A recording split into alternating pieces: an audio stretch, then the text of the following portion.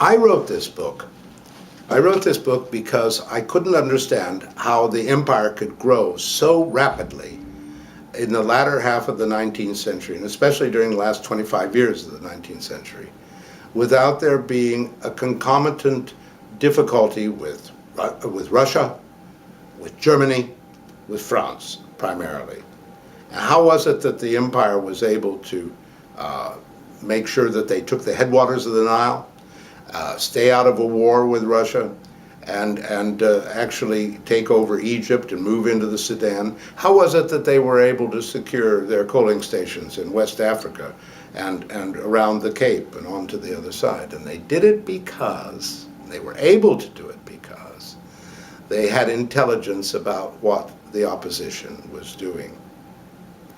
And it was this intelligence which allowed them to play the greater game.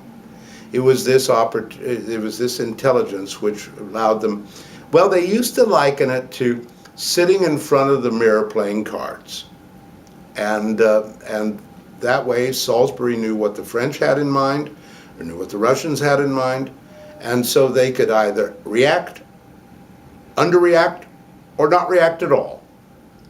And thereby they were preeminent in keeping their noses clean and making sure that Britain never got into a large Asian nor a large European war before the Great War. Under every leaf is a study of an emerging, very small, absolutely rock-solid, efficient bureaucracy battling a larger bureaucracy.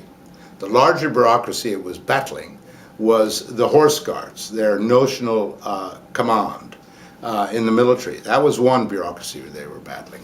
The other bureaucracy they were battling was in the foreign, colonial, and India offices, whose, well, they were just behindhand. In fact, the War Office at the time of the Crimean War would have been recognizable to peeps. It would have been absolutely recognizable to peeps. It hadn't changed.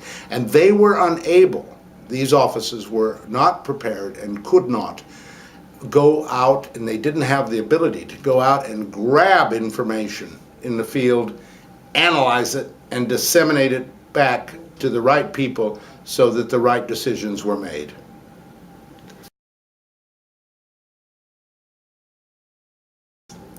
The reason there's this gap in Victorian intelligence is due to the Public Record Office, as it was now the National Archives. Because this outfit, the Intelligence Division of the War Office, was neither fish nor fowl. It was a small office that could be batted away if they didn't want their opinion. But instead, their opinion was much, much favored. But they weren't a major office of state. So when it came to filing the papers, the clerks in the Foreign Office or the Colonial Office or the India Office didn't quite know what to do with them. So they filed them under very obscure titles like F.O. Diplomatic Various. And there they lay. And they lay for decades. And it was only when I started looking at absolutely every paper in the Foreign Office for certain years to find any evidence I could of the Intelligence Division having worked. It was only then that we stumbled across this rich lode. And when you took these papers out of their dusty and put them back into the decision-making process, you could see that they made a seminal difference to the way that the empire reacted, or the prime minister did or didn't do something because he knew what was going on. But historians before me were denied this extra layer of knowledge because they weren't filed, these intelligence papers were not filed in the places they'd actually expect them to be. It helped build the empire because it allowed the empire to grow where it wanted to grow without incurring great cost. Britain wanted to live, and to a large extent lived, in a parallel universe to other major powers.